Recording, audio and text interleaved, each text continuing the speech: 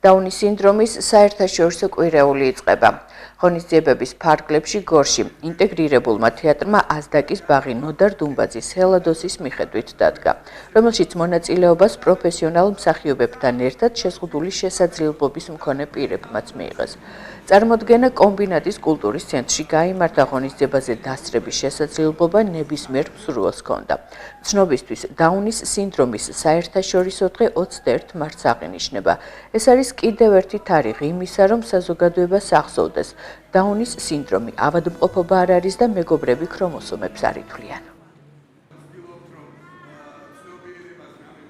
ეს არის ინტეგრირებული თეატრი აზდაკის ბაღი, რომელიც მოიცავს დღესდღეობით 18 შეზღუდული შესაძლებლობის მქონე მენტალურ შეზღუდულობაზე მაქვს საუბარი, მქონე მსახიობს და პროფესიონალი მსახიობების ინტეგრაციას და ერთად სცენაზე თამაშს. მოკლედ, ძალიან მალე ჩვენ 10 წელი გვისრულდება, 10 წელია სხვადასხვა სპექტაკლებს თამაშობთ.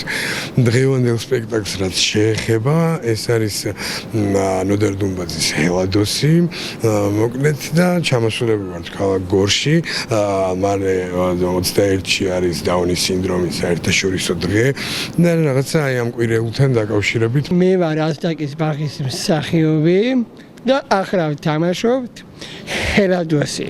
ჰელადოსი არის ნოდარ დუმბაძის ნაწარმოებები.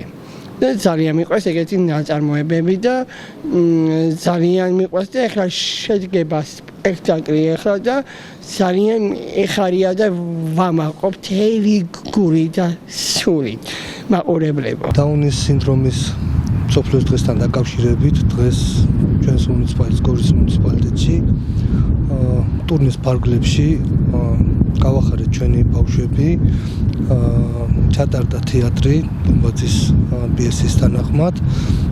რა თქმა უნდა, ჩვენთვის შიშმოპირების ხელშეწყობა და განვითარება და მათ ზრუნვა მნიშვნელოვანია როგორც თითოეული ყველა ჩვენთაგანისთვის, ასევე მუნიციპალიტეტისთვის.